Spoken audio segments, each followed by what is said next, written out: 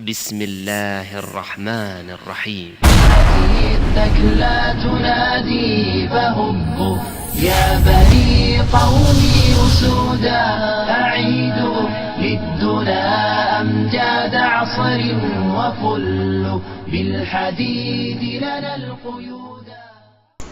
Okay, everyone, we're going to continue now with the analysis of Surah 9 and the arguments the haters put forward. Now, this is part 2. I'll put in the description section the link back to part 1. I encourage you all to please watch part 1 to get up to speed. In that video, I discussed Surah 9 verse 5. Now we'll be discussing Surah 9 verse 29. Now, in both videos, I'm going to post the link in the description section to an article from loadislam.com written by a scholar who quotes many other scholars, who clarifies not only Surah 9 verse 5 and Surah 9 verse 29, but many other very abused verses from the Quran and very abused hadiths that haters tend to use, and there's a clarification and refutation of their points in that article. Now, I'm going to mention the article here in this video, and also I put a link in the description section to my blog, because I reproduced that very article in its entirety on my blog, because I know, ironically enough, Load Islam sometimes doesn't load properly. And so if you have technological problems with getting that document to open, I have it reproduced credit full to them on my blog, and the link you can find there directly takes you there. Now, Surah 9 verse 29 is a verse that directly deals with a number of people. In the Arabic, it is divided as to who is being referred to, but one part of the verse that gets some haters, and especially the Christian and Jewish persuasion, but just, people who are hateful, tend to look at this verse and they think that this is their golden ticket against Islam. The verse reads as follows: "Fight against those who believe not in Allah, nor in the last day, nor forbid that which has been forbidden by Allah and His Messenger, and those who acknowledge not the religion of truth among the people of the Scripture, until they pay the zizra with willing submission and feel themselves subdued," the poll tax. Now, many people read that verse, and because they look at this verse and it's totally voided of any context, they tend to look at it and they go, this is a clear-cut message for Muslims to attack Jews and Christians. That's their argumentation. This is a clear-cut verse to attack the people of the Scripture, since there is no verse before it that gives any sort of context. In fact, the verses prior to verse 29 and chapter 9 are referring to the pagans, as we discussed in the previous video. And many of the verses right after verse 29 are also dealing with the pagans.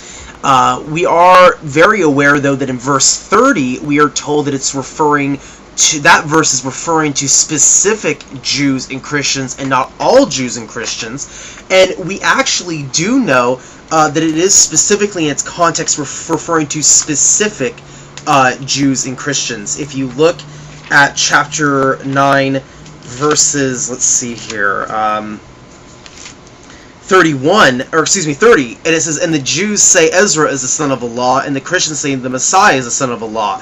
That is, they're saying with their mouths, resembling the sayings of those who disbelieve after a time. Allah has cursed be on them, how they are deluded away from the truth." Now, if you look at the commentary of the majority of tafsirs and scholars, this is not a grand generalization to all Jews and Christians. This is referring, as even the earliest and best tafsir, the tafsir of Tabari, is very clear, and even quoting companions of the Prophet who knew him personally, that this is referring to a specific group of Jews and Christians and not all Jews and Christians. You can see that with the tafsir of Ibn Abbas as well. It then continues and says, "They, the Jews and the Christians, took their rabbis and their monks to be their lords besides Allah." And then it says, "And they took the Messiah, the son of Mary, while they were commanded in the Torah and the Gospel to worship one God. None has the right to be worshipped but He. Praise be, glory to Him from having partners that they associate." Verse 32, "They want to extinguish Allah's light with their mouths, but Allah will not allow except that His light should be perfected, even though the disbelievers hate it." And then it says, "It is He who has sent His messenger with guidance in the religion of truth to make it superior over all religions, even though the pagans hate it."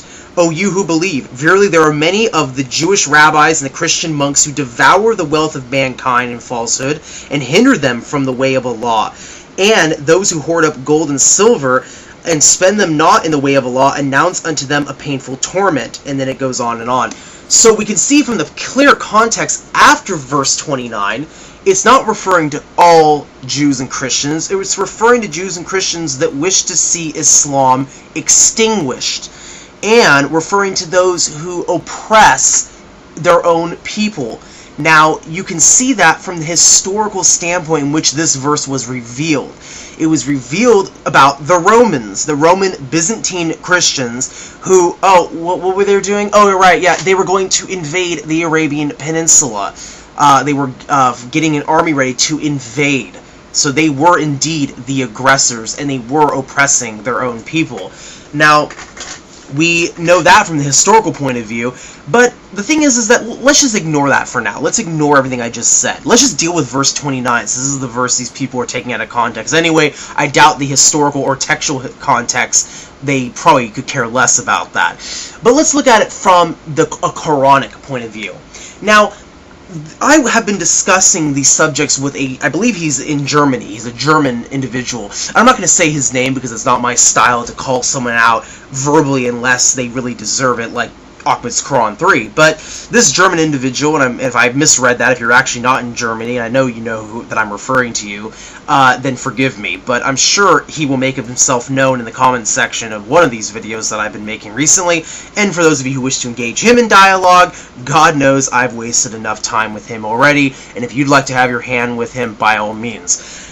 When I gave him this article that I'm providing all of you, and the scholars of Islam are very clear in saying that you must look at these verses within the context of the whole Quran. In other words, the nature of the Quran is that it's a progressive revelation.